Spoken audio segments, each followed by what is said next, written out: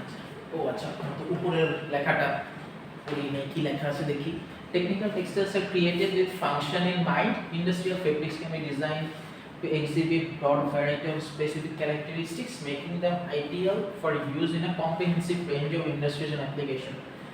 মানে ওই যে যেটা আমরা বললাম technical textiles R created with function in mind মানে আমরা অ্যাস্থেটিক ব্যাপারটা চিন্তা করি না আমরা বরং ফাংশনালিটির কথাটা বেশি চিন্তা করে আমরা টেকনিক্যাল টেক্সটাইলটাকে ডেভেলপ করি আর ইন্ডাস্ট্রিয়াল বিভিন্ন ধরনের ফেব্রিক আসলে আমরা তৈরি করি এই যে সেই ফেব্রিকগুলোর প্রপার্টিজ আসলে বলা আছে হ্যাঁ এখন আমরা চাইলে একটা ফেব্রিকে এখানে যে প্রপার্টিগুলো আছে একাধিক প্রপার্টি আমরা অ্যাপ্লাই করতে পারি বা সিঙ্গেল আলাদা আলাদা আমরা প্রপার্টি আসলে অ্যাপ্লাই করতে পারি হ্যাঁ এটা আসলে ডিপেন্ড করবে যে আমরা অ্যাকচুয়ালি কি ধরনের ফাইনাল প্রোডাক্ট আমরা আসলে চাচ্ছি সেটার উপর ডিপেন্ড করবে এখন আমরা যদি ফাইনাল প্রোডাক্টে অ্যান্টিব্যাকটেরিয়াল এবং অ্যান্টিস্ট্যাটিক দুইটা প্রপার্টি চাই তাহলে এই দুইটা ফিনিশই আমাদেরকে অ্যাপ্লাই করতে হবে সেই ফেব্রিকে যদি একটা চাই দিলে একটা অ্যাপ্লাই করব মানে যে কয়টা দরকার সেই কয়টাই আমরা অ্যাপ্লাই করব হ্যাঁ সবসময় তো আসলে সবগুলো দরকার হয় না সেজন্য আমরা টেকনিক্যাল টেক্সটাইল আসলে আমার কস্ট কিন্তু অনেক বেশি হ্যাঁ টেকনিক্যাল টেক্সটাইলের প্রোডাকশন কস্ট কিন্তু অনেক হিউজ হ্যাঁ প্রফিট মার্জিন আসলে অনেক হিউজ সেই জন্য আসলে যে উন্নত বিশ্বের আসলে এখন আসলে কি বলবো টেকনিক্যাল টেক্সটাইল ডেভেলপমেন্টের দিকে আসলে নজর দিচ্ছে চায়নাও কিন্তু এখন মানে বেসিক প্রোডাক্ট অনেক উৎপন্ন করে বাট ওরা কিন্তু আস্তে আস্তে মানে স্পেশাল টেকনিক্যাল টেক্সটাইলের দিকে চলে যাচ্ছে হ্যাঁ কারণ ওখানে লাভ বেশি অনেক লাভ এই যে যেটা বললাম যে একটা অ্যাস্ট্রোনটের একটা স্যুট তৈরি করতে স্পেস স্যুট তৈরি করতে মানে 1.5-2 মিলিয়ন টাকা মানে ওটার প্রাইস 1.5-2 মিলিয়ন ডলার হিউজ তো মানে আপনি যদি মনে করেন 1.5 মিলিয়ন হয় আপনি যদি প্রোডাকশন যদি করে ফেলেন 1.3 মিলিয়ন মানে 200 মানে $2 লাখ আপনার লাভ ও মাই গুডনেস একটা স্যুটে বিশাল লাভ মানে লাভটা আসলে অনেক বিশাল আর আমাদের দেশে এতটা সময় ধরে এটাই বললাম মানে আমাদের ইন্ডাস্ট্রিয়ালিস্ট আসলে অনেক দ্রুত আসলে ফিডব্যাকটা চায় হ্যাঁ সেটা আসলে একটা সমস্যা আমরা এরা ইন্ডাস্ট্রিয়ালিস্ট তো না পেলে তো সমস্যা হবে হ্যাঁ এক্স্যাক্টলি মানে আমরা তো আসলে এখন আসলে মানে দিন আনি দিন খাই টাইপের মানুষজন হ্যাঁ এটা কিন্তু একদম সত্যি কথা জি আর সেই জন্য মানে ইন্ডাস্ট্রিয়ালিস্টরাও যদি দেখা যায় যে অত টাকা আসলে ঢালে পরে দেখা যাবে যে বেতন দিতে পারতেছে না এমনিতেই কত সমস্যা হয় উন্নত দেশগুলো ওরা ভাবে কারণ ওরা নিজেরাই কর্মক্ষম এজন্য তারা এই চিন্তা ভাবনা করতেছে আমাদের ওই ম্যান পাওয়ারের আসলে অভাব ঠিক আছে মানে স্কিলড ম্যান পাওয়ারের আসলে অভাব মানে আসলে মানে আমাদের মানে অনেক আগে যে মোহাম্মদ জাফর ইকবালের একটা কথা শুনছিলাম সে মজা করে বলতেছিল যে অস্ট্রেলিয়ায় গেছে 4 কোটি নাগরিক মানে টোটাল তাদের জনসংখ্যা 4 কোটি বাংলাদেশে 4 কোটি পোলাপান স্কুলে যায় জাস্ট একটু চিন্তা করেন মানে আমরা যদি 4 কোটি পোলাপান একদম দক্ষ করে আসলে গড়ে তুলতে পারতাম তাহলে ওই অবস্থায় কোন অবস্থাতে আসলে আমরা থাকতাম টোটাল নাগরিক 4 কোটি আমাদের 4 কোটি পোলাপান স্কুলে বাংলাদেশে ভালো করে বেটার করে তাদের কিন্তু স্যার বাংলাদেশে তারা থাকে না অনেক ধরনের আসলে হ্যাঁ অনেক ধরনের আসলে লিমিটেশনস আছে সেটা তো একদম বড় লেভেল খুব বেশি না খুব অল্প লেভেল কি এই যে স্কিল হ্যাঁ সেটাই ওই যেটা বললো যে স্কিল লেভেলেরও অনেক আসলে মানুষ বাংলাদেশে থাকে তো স্যার গুণগত তাদের দেয় না যে তাদেরকে যে অনেক ধরনের লিমিটেশনস আসলে থাকে তো সেই জন্য আসলে তারা এখানে আসলে কন্টিনিউ করে না বা কন্টিনিউ করতে আগ্রহী হয় না বেশিরভাগ গুলোই করে না কারণ ওরা চায় বাইরে মুক্তি দেয় কিন্তু আমাদের দেশে কিন্তু প্রচুর বাইরে থেকে লোক নিয়ে আসে না আমাদের তো অনেক ইয়া দিয়ে খরচ দিয়ে রাখতেছে অনেক খরচ দেয় এটাও একটা অনেক অনেক কিছু আসলে মানে আসলে অনেক কথা এসে পড়ে হ্যাঁ অনেক কথা এসে পড়ে একটার সাথে একটা আরেকটা অনেক কথা চলে আসে কি সেদের ক্লাসেস ওকে আল্লাহ হাফেজ হ্যাঁ আচ্ছা আল্লাহ হাফেজ হ্যাঁ আপনার আমারটা ভালো লাগছে আমার কি কি অবস্থা না আপনার ভালো লাগছে আর কিছু বলতে বলতে ও আচ্ছা আচ্ছা ঠিক আছে আল্লাহ হাফেজ আমার সাথে দিতেন স্যার আমার সাথে কি কোর্স আছে এবারে আপনাদের না স্যার মনে হয় না কি কোর্স আছে আপনার আপনার স্যার রেজিস্ট্রেশন ঠিক হয় না আরে রুটিনটা দেখেন রেজিস্ট্রেশন হয়ে যাবে 2-1 দিনের মধ্যে আমি তো অসুস্থই ছিলাম 2 সপ্তাহ রেকর্ড হচ্ছে এই পড়াশোনার মাঝখানে একটু গ্যাপ পেলে ভালো লাগে অনেক বেশি টানাটানা করতে ভালো লাগে যত যাই বলেন মানে যত মানে এত আত্তেল ভাই ওই নাই আমার কাছে এত বেশি আচ্ছা টেকনিক্যাল টেক্সটাইল আর স্মার্ট টেক্সটাইল মানে স্মার্ট টেক্সটাইলের নাম তো আমরা খুব শুনতে স্মার্ট আমরা ছোটবেলায় যে পড়ছিলাম না, মানে 9-10 মনে হয় পড়ছিলাম বিজ্ঞান বই, যে সব খারো কি খার, সব খার খারো না, এরকম একটা পড়ছিলাম। ঠিক সেম জিনিস, মানে সব স্মার্ট টেক্সটাইল টেকনিক্যাল টেক্সটাইল, কিন্তু সব টেকনিক্যাল টেক্সটাইল স্মার্ট টেক্সটাইল না। কেন? মানে স্মার্ট একটা টেকনিক্যাল টেক্সটাইলকে আমরা তখনই স্মার্ট টেক্সটাইল বলতে পারবো যেটা যখন হচ্ছে আমরা কোনো মনিটর বা কোনো আলাদা একটা ডিভাইস দিয়ে আমরা ওটাকে দূর থেকে কন্ট্রোল করতে পারবো, হ্যাঁ, রিমোটলি আমরা কন্ট্রোল করতে পারবো। হ্যাঁ, যদি আমরা একটু দেখি, technical textile means the textile materials which are used for technical issues, not for clothing আর ফ্যাশন। এটা তো আমরা অলরেডি দেখে আসছি। Smart textile means the textile materials which are environmentally sensitive. মানে সে হচ্ছে সেন্স করতে পারে আশেপাশে কি হচ্ছে। হ্যাঁ, স্মার্ট টেক্সটাইল হচ্ছে সে সেন্স করতে পারে। যেমন হচ্ছে আমরা যদি এই যে এখানে যেমন একটা অলরেডি একটা মেডিকেল টেক্সটাইলের উদাহরণ আসলে দেয়া আছে। এটা এই পোশাকটা পরে থাকলে আপনি হচ্ছে আপনার হার্টবিটটা আপনার ফোনে দেখতে পারেন। হ্যাঁ, সেন্সর আছে, হার্টবিটটা আপনার ফোনে দেখতে পারেন। এই যে সে হচ্ছে সেন্স করতে পারতেছে আমার হার্টবিট কত আছে এবং সেটা আমাকে সে দেখাতে পারতেছে, সেই জন্য এটাকে আমরা স্মার্ট টেক্সটাইল বলতেছি। হ্যাঁ, এটা একটা টেকনিক্যাল টেক্সটাইল অবশ্যই, সাথে সাথে সে একটা স্মার্ট টেক্সটাইল। না, কিন্তু আমার যে মাস্ক আমি পরি, এটা কিন্তু স্মার্ট টেক্সটাইল না। এটা টেকনিক্যাল টেক্সটাইল ঠিক আছে, বাট স্মার্ট টেক্সটাইল না। সে কিন্তু সেন্স করতে পারে না যে জার্ম কখন ঢুকতেছে বা জার্ম কখন বের হচ্ছে, সে কিন্তু এটা সেন্স করতে পারে না। সে খালি জার্ম যখন ঢুকতে যায় তখন সে বাধাটা দেয়, এইটাই। হ্যাঁ, জার্ম ঢুকে গেল কি না কোনোভাবে, কোনো ফাঁক ফুকর দিয়ে নাকি এখনো ঢুকতে বাকি আছে, এরকম কোনো আপডেট সে আমাকে দিতে পারে না। হ্যাঁ, সেরকম কোনো আপডেট সে আমাকে দিতে পারে না, সেজন্য সেটাকে আমরা স্মার্ট টেক্সটাইল বলবো না, সেটাকে শুধুই টেকনিক্যাল টেক্সটাইল বলবো। তার মানে সব টেকনিক্যাল টেক্সটাইলে কি হলো বন্ধ হয়ে গেল, সব টেকনিক্যাল টেক্সটাইলে হচ্ছে আমাদের স্মার্ট টেক্সটাইল না, বাট সব স্মার্ট টেক্সটাইল আমাদের টেকনিক্যাল টেক্সটাইল। আচ্ছা, এখানে একটা টেকনিক্যাল টেক্সটাইলের আসলে একটা ভিডিও দেওয়া আছে, ভিডিওটাতে এখন যাচ্ছি না, আপনারা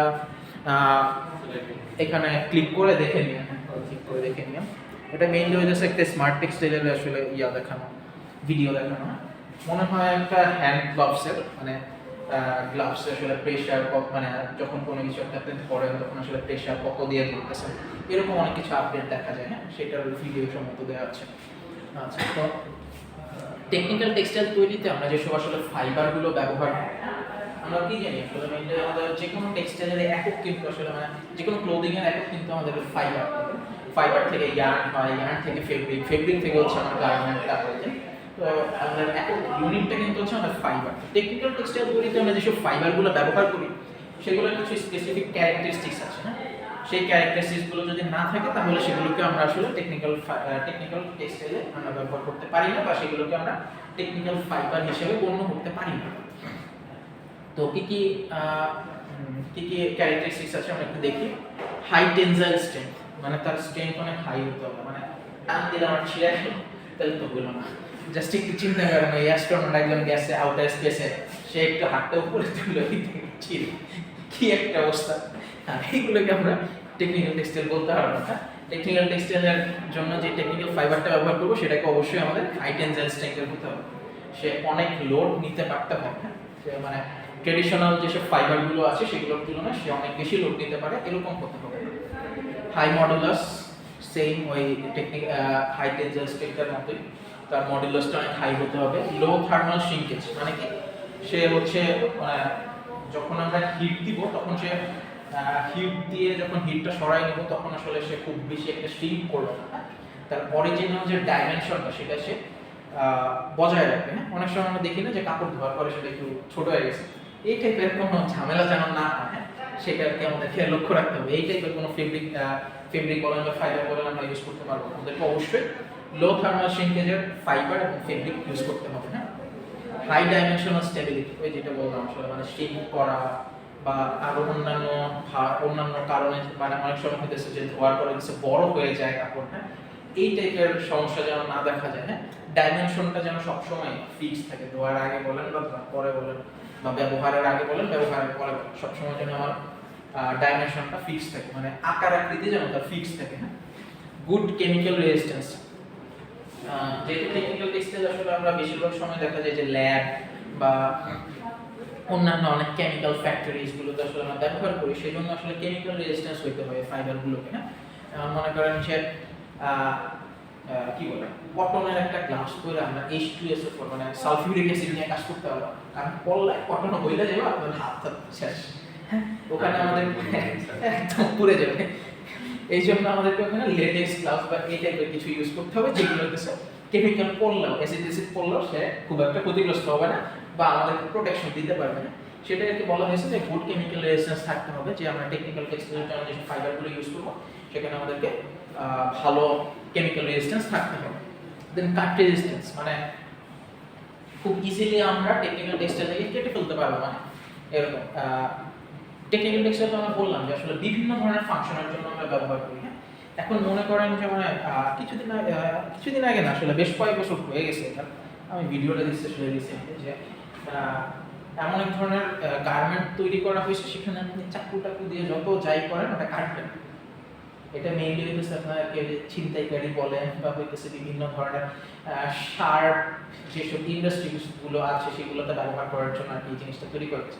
ওখানে কি করতেছে, আলটিমেটলি এই কাঠটাকে রেজিস্ট্যান্স করতেছে। আমরা কাটলেই মানে চাকুটাকে দিয়ে পোজ দিলে সে কেটে যাবে না, সেই জিনিসটাই। তো ওই ফেব্রিকটা তৈরি করতে কিন্তু আমাদেরকে এমন একটা ফাইবারই ব্যবহার করতে হবে যেটা হচ্ছে চাইলেই সহজে কেটে ফেলা যায় না, সেরকম। তো তাকে কাট রেজিস্ট্যান্স হতে হবে।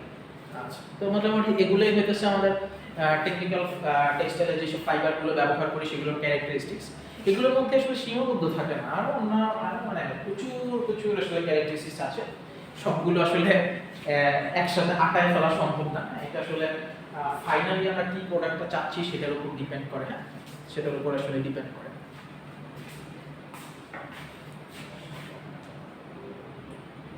ওকে, তো কি কি ফাইবার আসলে আমরা টেকনিক্যাল টেক্সটাইলে আসলে ব্যবহার করি সেটার একটু উদাহরণ আসলে দেওয়া আছে।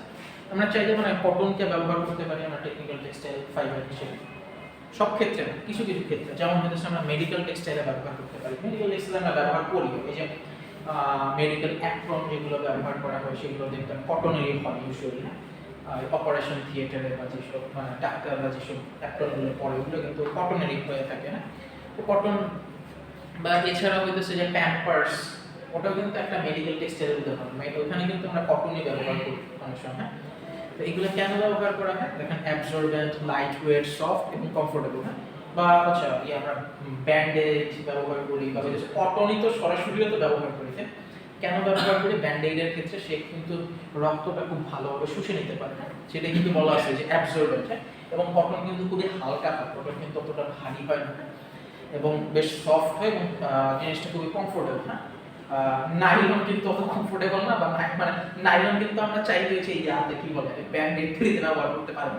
সে অ্যাবজর্বও করে না, অ্যাবজর্বও করে না, সে সফটও না, সে কমফোর্টেবল না। লাইট ওয়েট, হ্যাঁ লাইট ওয়েট হয়তো ঠিক আছে, বাট মানে অন্যান্য যেসব ক্রাইটেরিয়া ফুলফিল করা দরকার সেগুলো সে করতে পারবে না। সেজন্য আমরা কিন্তু ব্যান্ডেড তৈরিতে নাইলন ব্যবহার করি বা কটন ব্যবহার করি। তারপরে জুট এবং ফ্ল্যাক্স, এগুলো হচ্ছে আমরা জিও টেক্সটাইলস তৈরিতে ব্যবহার করতে পারি। কেন? কারণ এটার টেনসাইল স্ট্রেংথ অনেক হাই, থার্মাল কন্ডাক্টিভিটি লো এবং অ্যান্টি স্ট্যাটিক। টেনসাইল স্ট্রেংথ অনেক হাই, সেজন্য কিন্তু আমরা যে বইটাকে যেটা বলতেছিলাম যে জিও টেক্সটাইলসের উদাহরণ, যে ড্যাম তৈরিতে আমরা বাড়ি তৈরিতে যেসব ফেব্রিকগুলো ইউজ করি সেগুলো হচ্ছে জিও টেক্সটাইলস বলে দেবো। হ্যাঁ, কারণ মনে করেন যে মানে ঢেউ এসে বাড়ি দিলেও গেল না, বাদ গেল নেই। হ্যাঁ, তাহলে ওইটা তো আর হইলো না। কিন্তু জুটের কিন্তু মানে স্ট্রেংথ কিন্তু বেশ ভালো। না জুটের স্ট্রেংথ কিন্তু বেশ ভালো।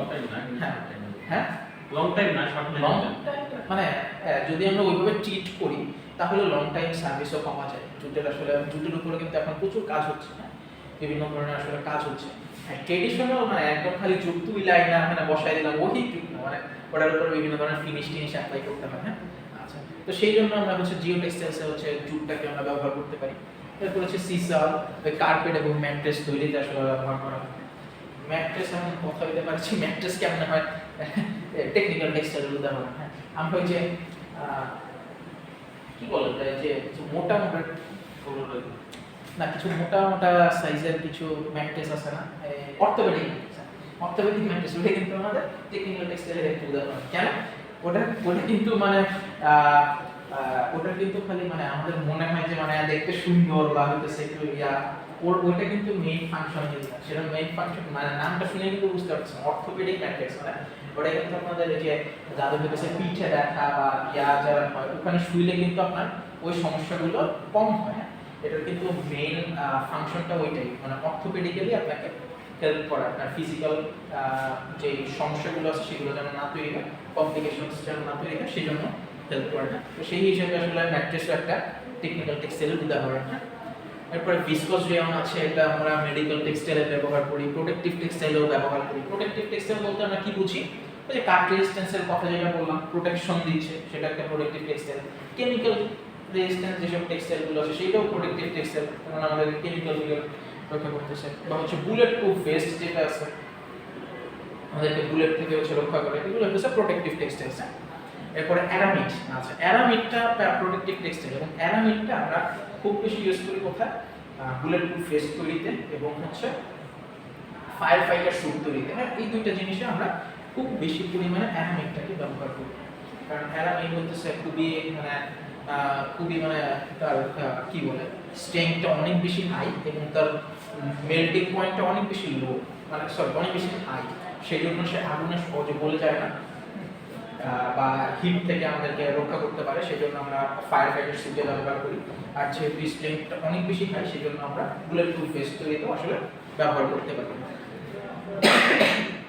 তো এই ছিল মোটামুটি আমাদের এই ফাইবার, মানে কি কি ফাইবার আসলে আমরা টেকনিক্যাল টেক্সটাইলে ব্যবহার করি বা সেই ফাইবারগুলোর আসলে ক্যারেক্টারিস্টিক্সগুলো কি কি, হ্যাঁ সেগুলো নিয়ে মোটামুটি আমরা আলোচনা করলাম। তো আমাদের আজকের ক্লাসটা এই পর্যন্তই থাকবে। হ্যাঁ, ইনশাআল্লাহ আমরা নেক্সট ডেতে বাকি যা যা আছে সেগুলো নিয়ে আলোচনা করব। আর এই তো আপনাদের হচ্ছে রেজিস্ট্রেশনটা বাকি আছে, ইনশাআল্লাহ 2-1 দিনের মধ্যে কমপ্লিট হয়ে যাবে।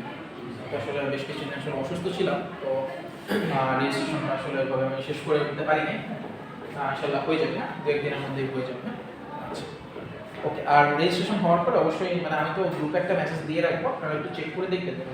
অনেক সময় দেখা যায় যে মানে 2-1টা কোর্স হয়তো মিসিং হয়ে গেছে বা কোনো ভুল টুল যদি থাকে, তাহলে অবশ্যই আমার সাথে যোগাযোগ করবেন। হ্যাঁ, একটু আগে থেকে খেয়াল করবেন। অনেকে আছে যে পরীক্ষা শুরু হয়ে গেছে, মনে হয় 10টার দিকে পরীক্ষা, 9:30টার সময় এসে বলবে, স্যার আমার তো এই কোর্সটা মনে হয় গত সেমিস্টারে পড়ছি। এরকম চলে আসছে। বিষয়টা হচ্ছে এদিক ওদিক অনেক সময় হয়, ভুল যে মানুষ করে না তা তো না, তাই না? তো একটু ওনাকে একটু দেখা দরকার, সবারই একটু দেখতে হয়। হ্যাঁ,